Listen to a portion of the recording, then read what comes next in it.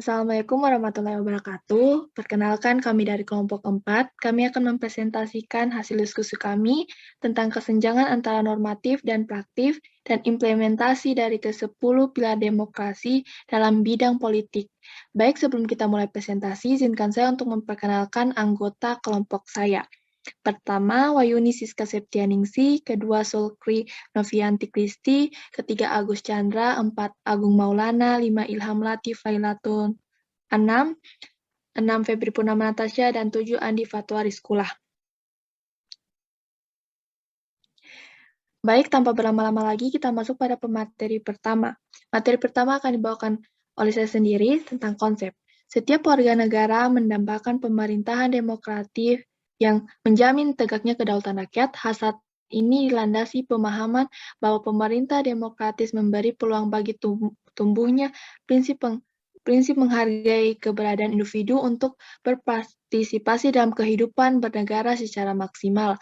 Karena itu, demokrasi perlu ditumbuhkan, dipelihara, dan dihormati oleh setiap warga negara. Setiap negara mempunyai ciri khas dalam pelaksanaan kedaulatan rakyat atau demokrasinya.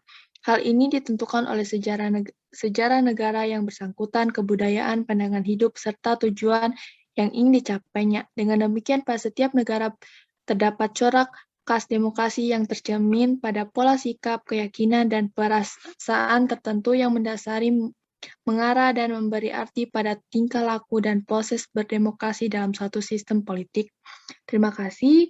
Selanjutnya, materi kedua akan dibawakan oleh Sulkri Novianti. Kepada Sulkri, saya persilakan. Adakah kesenjangan antara yang normatif dan praktisnya? Pertama, demokrasi yang berketuhanan yang Maha Esa. Sistem penyelenggaraan negara mematuhi nilai-nilai maupun kaidah dasar ketuhanan yang Maha Esa dalam pelaksanaan kehidupan politik, ekonomi, sosial, budaya, pertahanan, dan keamanan negara. Harus berdasarkan norma yang sesuai dengan ketuhanan yang Maha Esa. Maka diharapkan kita semua dari tindakan maupun pola pikir yang tercela sehingga dapat mengurangi munculnya permasalahan. Contohnya di bidang politik, kita tidak akan dibuat melakukan korupsi serta melakukan kecurangan lainnya. Dalam praktiknya, tentu banyak sekali kesenjangan yang menyimpang maupun yang tidak sesuai dengan norma atau aturan dan ketentuan-ketentuan yang berlaku. Masih banyak yang terjadi ketimpangan.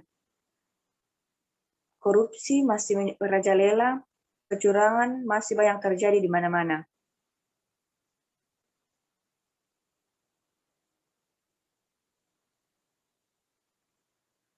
Kedua, demokrasi yang berkedaulatan rakyat.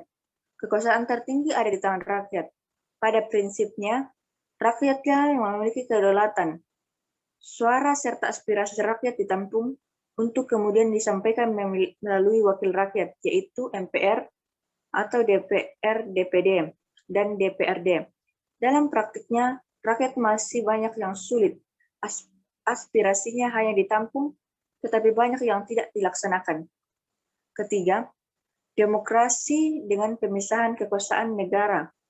Demokrasi Pancasila menurut Undang-Undang Dasar 1945 mengalami pembagian dan pemisahan kekuasaan atau division and separation of power dengan sistem pengawasan dan perimbangan, check and balance. Kekuasaan tidak dipegang penuh pada satu pihak agar pengawasan lebih mudah untuk dijalankan. Dalam praktiknya banyak pihak yang tidak transparan. Juga terkadang bidang pengawasan yang tidak adil dalam melakukan pengawasan, sehingga masih banyak penyelewengan yang terjadi.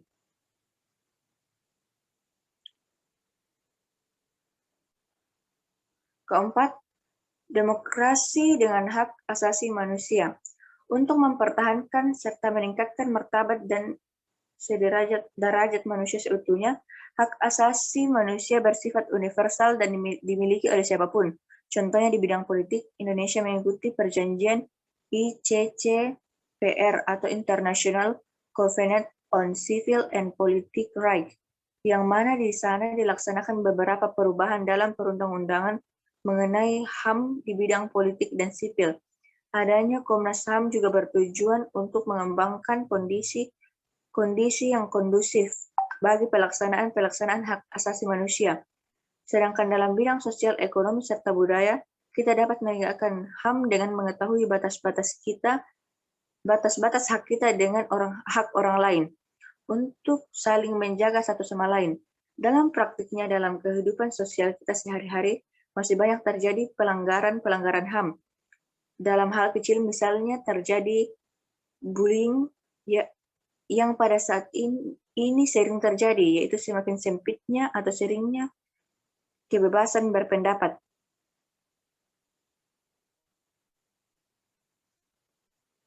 Kelima, demokrasi dengan otonomi daerah. Prinsip otonomi di mana pemerintah membentuk daerah-daerah otonom pada presiden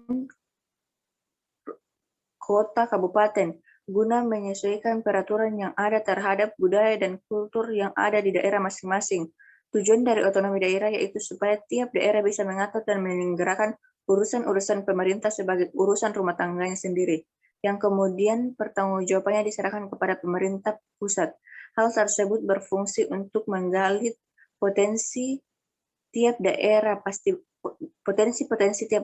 berbeda, untuk kemudian dikembangkan daerah itu sendiri. Dalam praktiknya masih banyak terjadi permasalahan dalam otonomi daerah. Dengan keleluasaan yang diberikan bukan berarti dapat berlaku sesuka hati dan menyimpang dari hukum yang berlaku. Sekian, saya kembalikan ke...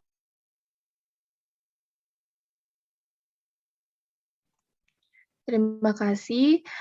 Selanjutnya, materi ketiga akan dibawakan oleh Andi Fatwa. Kepada Andi Fatwa, saya persilakan. Baik, terima kasih atas kesempatan yang diberikan. Langsung saja, masalah terjadinya korupsi dan kecurangan lainnya dalam berpolitik. Yang kedua, dengan kekuasaan yang diberikan bukan berarti dapat berlaku sesuka hati dan menyimpang dari hukum yang berlaku. Yang ketiga, akibat liberalisasi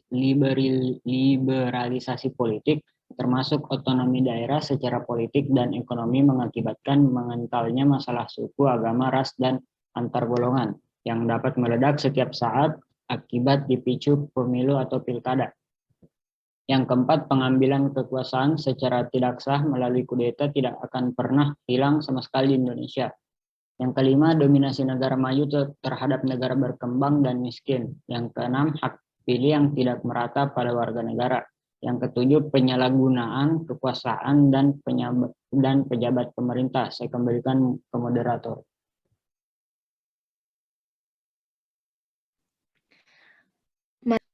Baik, materi keempat akan dibawakan oleh Agung Maulana. Kepada Saudara Agung Maulana, saya persilakan.